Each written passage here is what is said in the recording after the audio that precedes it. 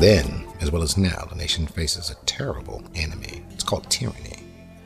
They understood this clear and well back in 1776. We understood it when Lincoln was shot, too. And then again, when Kennedy was assassinated. We understand it now, and we won't let it happen again. So you want to make a film? Yeah, you and a whole lot of other people.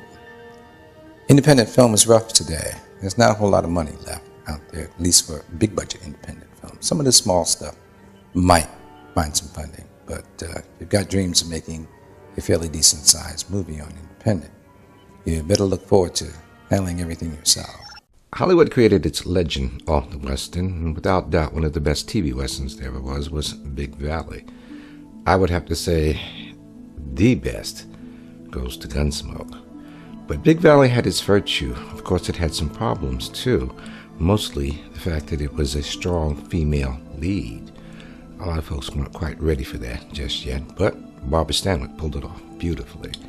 And still to this day, I would have to say, next to Gunsmoke, it's the best Western, at least on television, there ever was. It was about 9 a.m. when Gloria Anderson strolled into my office. She was gorgeous, but there was something mysterious about her, something strange. Something about the way she carried herself, combed her hair. I knew at first glance that I was in for the experience of my life. I think the last really good film noir piece I saw was Changeling by Clint Eastwood. An excellent film. Of course, film noir was made popular around the 40s and 50s by stars like Barbara Stanwyck and Fred MacMurray.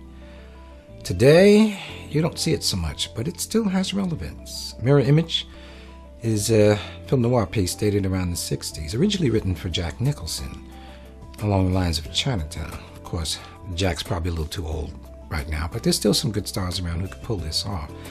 Angelina Jolie and Brad Pitt come to mind. That's assuming you can afford them. Anyway, something to think about. Who's gonna tell you when it's too late?